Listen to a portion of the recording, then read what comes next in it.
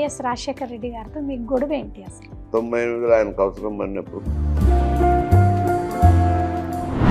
అయితే మీరు 2004లో టీడీపీ పార్టీలోకి వెళ్ళడం జరిగింది కదా. పిసిసి అధ్యక్షులు దాని విషయం వచ్చి కేంద్రము 11,440 కోట్లు కేటాయించింది అని తెలుస్తోంది. దీనిపై మీరేమంటారు? విశాఖ ఉక్కు ఫ్యాక్టరీ కావాలని లోకేష్ గారిని డిప్యూటీ సీఎం చేస్తారు, తర్వాత ఆయన సీఎం చేయొచ్చు. లోకేష్కు ఉప ముఖ్యమంత్రి ఇస్తే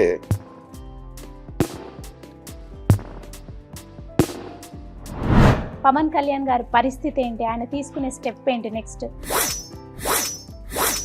అంటే నెక్స్ట్ సీఎం చేసే ఆలోచన ఉందంటారా లోకేష్ గారిని? తెలుగుదేశం పార్టీలో ఉన్న నాయకులు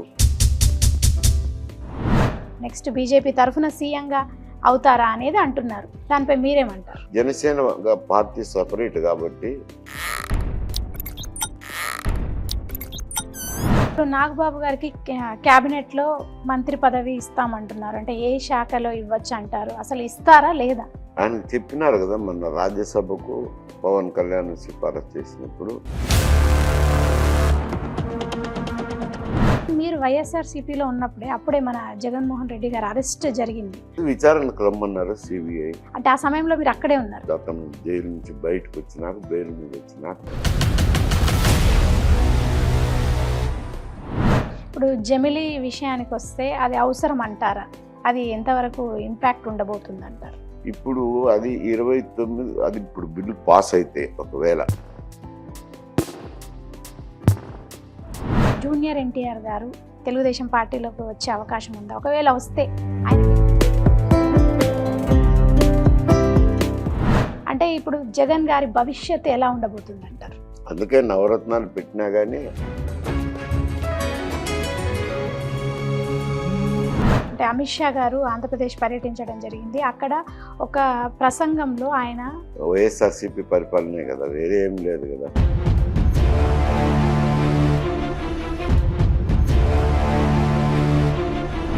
అంటే అప్పుడే గొడవ స్టార్ట్ అయిందా మీకు రాజశేఖర రెడ్డి గారికి? లేదులే, నాకు ఇన్ఫర్మేషన్ ఉంది, ఢిల్లీకి అందుకే పోయినామంట.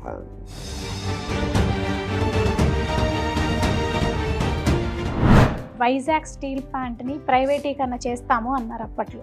విశాఖ ఉక్కు ఫ్యాక్టరీకి గన్నులు లేవు, ఇనుప గన్నులు లేవు.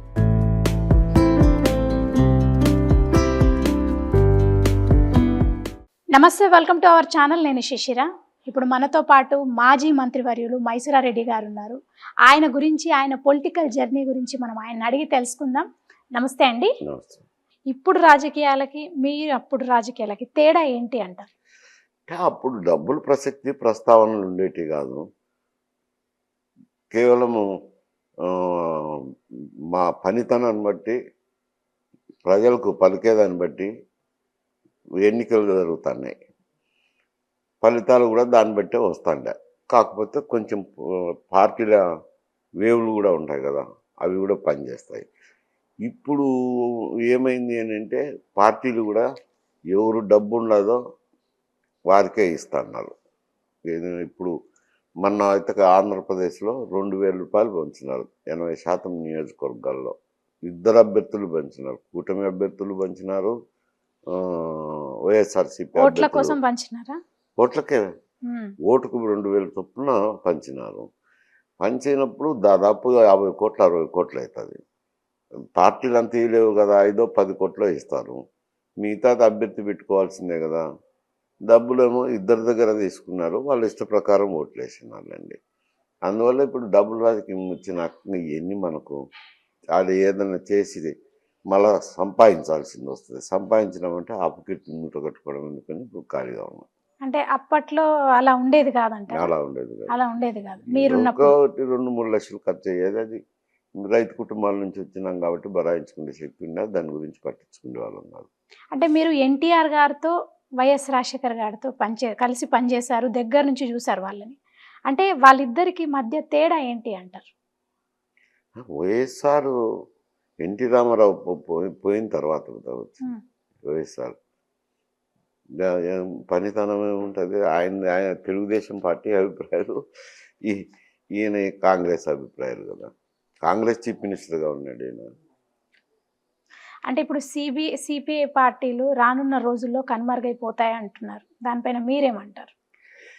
అంటే అప్పుడు ఆంధ్రప్రదేశ్లో లెఫ్ట్ ఉద్యమం బాగానే ఉన్నది. ఫస్ట్ నేను సమితికి నిలబడినప్పుడు కమ్యూనిస్ట్ పార్టీ నాకే చేశారు కదా. ఇప్పుడు అంత లేవు, ఉన్నాయి పార్టీలు ఉన్నాయి, కానీ అంత ఓటును ప్రభావితం చేసేటంత పార్టీ నాయకులు లేరు. తగ్గింది, అప్పటికంటే ఇప్పుడు తగ్గింది. ఇప్పుడు జమిలీ విషయానికి వస్తే అది అవసరం అంటారా? అది ఎంతవరకు ఇంపాక్ట్ ఉండబోతుంది అంటారు? జమిలీ అంటే ఆ, ఒకే మాట జరుగుతాయి. పార్లమెంటుకు శాసనసభకు ఒకే మాట జరిగేది. ఇప్పుడు అది 29, అది ఇప్పుడు బిల్లు పాస్ అయితే ఒకవేళ ఇప్పుడు పార్లమెంట్లో బిల్లు పెట్టినారు, బిల్లు ప్రవేశపెట్టినాక అది జాయింట్ కమిటీకి పోయింది, పార్లమెంటరీ జాయింట్. ఎందుకంటే మార్పులు చేర్పులు చేసి కొన్ని పార్టీలను వాళ్ళు చెప్పిన సలహాలు తీసుకొని వాళ్ళ సపోర్ట్ కూడా తీసుకొని పూర్తి 2/3 మెజార్టీ కావాలి కదా. దానికోసమని పార్లమెంటరీ జాయింట్ కమిటీకి పంపించినారు. ఇక్కడ ఏదో జరిగి ఒకవేళ బిల్లే పాస్ అయితే 29లో జరుగుతాయి ఎలక్షన్లు. 29లో పార్లమెంట్ ఎలక్షన్లు జరిగినప్పుడు 6 మాసాలు ఇటు అటు ఉన్నట్టు. ఇప్పుడు తెలంగాణ తీసుకుంటే 6 మాసాలు ముందు పోయినారు, అవి ముందే చేస్తారు. 6 మాసాల ముందు వాళ్ళ ఇష్టం కదా, చేయొచ్చు. తర్వాత ఒకవేళ ఇప్పుడు మహారాష్ట్ర ఎన్నికలు పార్లమెంట్ అయిపోయినాక 2 సంవత్సరాలు జరుగుతుంది. డేని డిక్లేర్ చేస్తారు, అది రాజ్యాంగ సవరణలో పెడతారు. డే డిక్లరేషన్ రాష్ట్రపతి గారికి కల్పిస్తారు. ఆయన నెక్స్ట్ పార్లమెంట్ సెషన్కు డే డిక్లేర్ చేస్తే 2 సంవత్సరాల కాల వ్యవధి ఉన్నా కానీ అటువంటి అసెంబ్లీలు కూడా రద్దు అయిపోతాయి. అప్పటి నుంచి పార్లమెంటు శాసనసభ ఎన్నికలు ఒకటే మాట జరుగుతాయి. జరిగిన దానివల్ల కొంచెం ఖర్చు తగ్గుతుంది కదా. ఖర్చు తగ్గడం అయితే తగ్గుతుంది, మంచిదే. అదేం చెడ్డది అని చెప్పలేము. ఒక మాట ఎన్నికలు అయిపోతే ప్రభుత్వం కూడా, వచ్చిన ప్రభుత్వాలు ప్రజాపాలన మీద విషయం కేంద్రీకరించేదానికి, పరిపాలన మీద కేంద్రీకరించేదానికి మాటి మాటికి ఎన్నికలు రావడము, ప్రజలను ప్రభావితం చేస్తున్నాము లేకుండా మంచిదే ఒకటి చేస్తేనేమో. ఇప్పుడు మీరు తెలుగుదేశం పార్టీలో పనిచేస్తున్నారు అంటే ఆ పార్టీకి సంబంధించి ఇప్పుడు మనకి జూనియర్ ఎన్టీఆర్ గారు తెలుగుదేశం పార్టీలోకి వచ్చే అవకాశం ఉందా? ఒకవేళ వస్తే ఆయనకి ఎలాంటి పొజిషన్ ఇచ్చే అవకాశం ఉంది పార్టీలో? జూనియర్ ఎన్టీఆర్ ఆయన లేదు కదా, రాలేదు కదా. అంటే ఒకవేళ వస్తే, అంటే వస్తాయని ప్రచారం జరుగుతోంది. ఇప్పుడు జూనియర్ ఎన్టీఆర్ వస్తారని ఊహన లేదే, ఏ ప్రచారం జరగడం లేదు. ఆయన ఎప్పుడో వచ్చేటికంటే ఎప్పుడో వచ్చిందో, అది జరిగిందో, అది జరగలేదు కదా. ఒకవేళ వస్తే ఆయనకి ఎలాంటి పొజిషన్ ఇస్తారనుకుంటున్నారు? నేనైతే ఊహించేది, ఊహాగానం చేసేది. అంటే ఆయనకున్న పరిధి మేరకు కాదు, ఊహాగానం ఎట్లా చేస్తే ఆయన రాజకీయాల్లోకి రాకుండా సినిమాల్లోనే ఉన్నారు కదా. ఇప్పుడు అంటే చూసుకుంటే ఆంధ్రప్రదేశ్లో ఏపీ కూటమి పరిపాలన ఎట్లా ఉంది అంటారు? అంటే ఇప్పుడు జగన్ గారి భవిష్యత్తు ఎలా ఉండబోతుంది అంటారు? ఏపీ విషయానికి వస్తే అతను నవరత్నాలని 9 హామీలు ఇచ్చి అవి ఏదో ఇంప్లిమెంటేషన్ చేసుకుంటున్నారు. ఇప్పుడు ఇటీవల కాలంలో ప్రజల్లో ఏముంది అని అంటే జిఎస్టీ అని పన్ను వేస్తున్నారు. ముందు వ్యాట్ అయితే తెలిసేది కాదు. జిఎస్టీ అనే తెలుగుకి ప్రతి ఒక్కరికి ప్రతి బిల్లులోనూ సెంట్రల్ జిఎస్టీ, స్టేట్ జిఎస్టీ అని బిల్లులో వేస్తున్నారు కాబట్టి పన్నులు కడుతున్నామనేది వాళ్ళకు తెలిసి వచ్చింది ప్రజలకు. వాళ్ళు ఏమనుకుంటున్నారంటే స్కీములు ఇచ్చినా ఏం వాళ్ళ సొంత డబ్బు ఏమీ లేదు కదా, మా డబ్బు మాకే ఇచ్చినారు కదా అనే అభిప్రాయాలు ఉన్నాయి. కొందరు కొన్ని గైడ్ లైన్స్ పెడతారు స్కీముల్లో. గైడ్ లైన్స్ పెట్టినప్పుడు కొందరు ఆ గైడ్ లైన్స్లో ఇమడినప్పుడు వాళ్ళకు రాదు, స్కీమ్ రాదు. రానప్పుడు మేము ఒకటిగా ఉంటాం, ఏదో కుమారుడు ఉద్యోగం చేస్తుంటారు, అప్పుడు నాకు రాదు కదా, ఏ పథకం రాదు. రానప్పుడు బాధపడతాను. అటువంటి వాళ్ళంతా ఆపోజిట్ చేస్తారు. అందుకే నవరత్నాలు పెట్టినా కానీ ఆయనకు ఆపోజిట్ చేసి మొన్న అలాంటి తీర్పు వచ్చింది. ఇప్పుడు ఈయన కూడా సూపర్ 6 హామీలను ఇచ్చారు చంద్రబాబు నాయుడు గారు కూడా తెలుగుదేశం కూటమి తరఫున. 1, 2 అమలు చేస్తున్నారు కానీ పూర్తిగా ఇంకా 6 హామీలు 4 హామీలు ఇంకా అమలు చేయకపోతే మాత్రం చెడ్డ పేరు వస్తుంది. అంటే మొన్న కేంద్ర హోంశాఖ మంత్రి అంటే అమిత్ షా గారు ఆంధ్రప్రదేశ్ పర్యటించడం జరిగింది. అక్కడ ఒక ప్రసంగంలో ఆయన అంటే గడిచిన 5 ఏళ్లలో ఒక విధ్వంసం జరిగింది. ఇది ఎవరు గుర్తు చేసుకోవద్దు, ఇంకా దాన్ని మర్చిపోండి అని అన్నారు. అంటే ఎవరిని ఉద్దేశించి అన్నారంటారు? ఆబ్వియస్గా గత 5 సంవత్సరాల్లో విధ్వంసం జరిగిందంటే పరిపాలన జరిగింది వైఎస్ఆర్సీపీ పరిపాలనే కదా, వేరే ఏం లేదు కదా. అప్పటికి ఆయన వైఎస్ఆర్సీపీ ఏమో బీజేపీకి మద్దతు ఇస్తున్నారు, ఎన్డీఏ కూటమికి. మరి ఇక్కడ అప్పులు చేసినారు కదా, దాదాపు 11 లక్షల కోట్ల రూపాయలు అప్పులు చేసినారు. అప్పులు చేసి దానికి వడ్డీలు కంతులు కట్టనే 54,000 కోట్ల రూపాయలు అయిపోతుంది. వచ్చే 1,30,000 40,000 ఆదాయం, 1,30,000 కోట్ల ఆదాయంలో వడ్డీలు కట్టడానికే 55,000 కోట్లు పోతుంది. ఇంకా మా పెన్షన్స్ శాలరీస్ అది 60% పోవాలి. ఇంకా అభివృద్ధికి కానీ కొత్త సంక్షేమ పథకాలకు కానీ పూర్తిగా డబ్బులు మిగిలి ఉండవు. ఇది అందుకు ఆయన ఆర్థిక విధ్వంసం జరిగింది అంటే అది ఆబ్వియస్గా కనపడేది జగన్. గత 5 సంవత్సరాలు ఎవరున్నారు? వైఎస్ఆర్సీపీ పరిపాలనే కదా. అంటే విధ్వంసం జరిగింది అన్నారు. అంటే ఎలాంటి అంటే ఆ విధ్వంసం జరిగిందని అంత పెద్ద మాట వాడడానికి రీజన్ ఏంటి అంటే అంటారు? విధ్వంసం అంటే ఏం బాంబులు ఎత్తారలే కానీ అదే కాదు, ఆర్థికంగా పతనమైందని. ఇదే స్కీములు పెట్టడం వల్ల ఆ స్కీములకు అప్పు తెచ్చి స్కీములు పెట్టారు. అంటే అప్పు చేసి పప్పు కూడా అన్నట్టు. ఇప్పుడు వచ్చే ఆదాయము 1,30,000 1,40,000 కోట్లు వస్తుంటుంది ఆదాయం ఆంధ్రప్రదేశ్లో. ఆ 1,40,000 కోట్లలో 1,30,000 కోట్లలో ఈ వడ్డీలకు 55,000 కోట్లు, పెన్షన్లు 60% పోతే మిగిలి లేదు. అందుకని ఆర్థిక విధ్వంసం అంటే ఆర్థిక విధ్వంసం జరిగింది. అది చూసుకొని అప్పులు చేయాలి కదా. అప్పు చేసి పప్పు కూడా తిన్నట్టు ఎక్కువ చేస్తే అంటే మీరు అంటే జగన్ గారి ప్రభుత్వం పరిపాలన అప్పుడు అంటే కరెక్ట్గా జరగలేదు అంటారు? పరిపాలన అని కాదు, అంటే ఆర్థిక డిసిప్లిన్ ఫాలో కాలేదు అంటాను. ఫైనాన్షియల్ డిసిప్లిన్ సక్రమంగా ఫాలో కాలేదు. అప్పు చేసి మీరు పండుగ చేసుకుంటే ఎట్టుంటుంది మీ సంసారం? మీకు ఏదో ఆదాయం 10,000 వస్తుంది, మీరు 10,000లోనే నీ సంసారాన్ని గడిపితే అప్పుడు 1,000 మిగిలించుకున్నా నీకు మంచిగా కుటుంబం పాలన సాగించినట్టు. అలాగే ఇక్కడ కూడా ఆదాయం చూసుకొని చేసింటే బాగుండేది, చేయలేదు కాబట్టి అది విధ్వంసం అని అన్నారు. భాష వాడినట్లే కానీ ఆర్థికంగా సక్రమంగా పాటించలేదు, డిసిప్లిన్ పాటించలేదు అని. ప్రజల్ని కూడా మర్చిపోండి అని చెప్పారు ఆ విషయాన్ని, ఇంకా గుర్తు చేసుకోవద్దు అని చెప్పారు ఆయన. గుర్తు చేసుకోవద్దు అంటే ఆ విషయం ఏమో భవిష్యత్తులో అంటే పార్టీని మొత్తం మర్చిపోండి అని అన్నారా, లేకపోతే? పార్టీని ఏమని లేదు కదా, ఆ విషయాన్ని మర్చిపోయి భవిష్యత్తుని గురించి ఆలోచన చేసుకోండి అని అంటారు. అంటే 6 నెలల్లో 3 లక్షల కోట్లు కేంద్ర ప్రభుత్వం శాంక్షన్ చేసింది. కూటమి ప్రభుత్వం పైన ఎంత వరకు నమ్మకం ఉందంటారు? అంటే అలా శాంక్షన్ చేయడం పట్ల ఇప్పుడు కూటమి ప్రభుత్వం, ఇండియా కూటమి ప్రభుత్వం ఉన్నట్టే కదా అక్కడ. ఎందుకు నేనంటే తెలుగుదేశం పార్టీ జనసేనతో కలిసినప్పుడు అంతకుముందే జనసేనకు భారతీయ జనతా పార్టీకి అంటే ఎన్డీఏ కూటమికి ఒక అవగాహన ఉన్నది, కలిసి మిత్రపక్షంగా ఉన్నారు ఇద్దరు. మిత్రపక్షంగా ఉన్నప్పుడు తర్వాత ఒక స్టేజ్లో చంద్రబాబు కూడా మాట్లాడము, డిస్కస్ చేసుకోవడము, తెలుగుదేశం కూటమితో జత కట్టినారు జనసేన. కట్టినప్పుడు ఆయనే చొరవ తీసుకొని అటు బీజేపీని కూడా ఒప్పించి, వాళ్ళకి ఇష్టం లేకపోయినా ఒప్పించి తీసుకొని వచ్చినారు.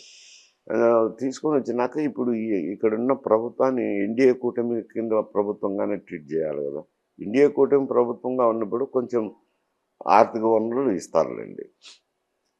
ఇప్పుడు మనకి కేంద్ర ప్రభుత్వం అంటే వైజాగ్ స్టీల్ ప్లాంట్ని ప్రైవేటీకరణ చేస్తాము అన్నారు అప్పట్లో.